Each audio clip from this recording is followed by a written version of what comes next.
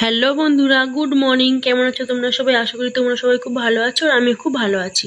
তো আজকে হচ্ছে বৃহস্পতিবার, আমাদের ঠাকুর ঘরে ঠাকুর মশাই আসবেন পুজো করতে, তাই আমি সকালে সকাল স্নান করে রেডি হয়ে ঠাকুর ঘরে অনেক কাজই আগিয়ে নিয়েছি। আর যেগুলো এখন করব চলো তোমাদের সাথে শেয়ার করা যাক।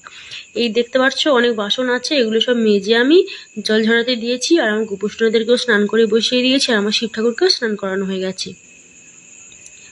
আর এখানে দেখতে পাচ্ছ ফুল, বেলপাতা, এগুলো মানে এখানে অনেক অনেক রকমেরই ফুল থাকে, আমার শাশুড়ি নিয়ে আসে রোজ। তো আজকে ওনার শরীরটা খারাপ বলে তাই আমি কাছে পেটে যা পেয়েছি সব নিয়ে এসেছি। আর এই যে দেখতে পাচ্ছ প্রসাদগুলো সব শেষ হয়ে গেছিলো, তাই এগুলো সব কিনে আনা হয়েছে, এগুলো গুছাচ্ছি। আর এখন চন্দন একটুখানি বেটে নেব, চন্দন বাটাও হয়ে গেছে। আর এই দেখো আমার শিব ঠাকুরকে সাজিয়েছিলাম আর এই সাদা ফুলটা দিতেও ভুলে গেছি, তাই এখন দিয়ে দিচ্ছি। তো আমার যাবতীয় যা কাজ ছিল আমি এখানে করে নিয়েছি, এবার ঠাকুরমশাই এসে যা বাকি থাকে করবে। তো ব্লগটা ভালো লাগলে একটা লাইক, কমেন্ট, শেয়ার করে চ্যানেলটাকে সাবস্ক্রাইব করে দিও। বাই।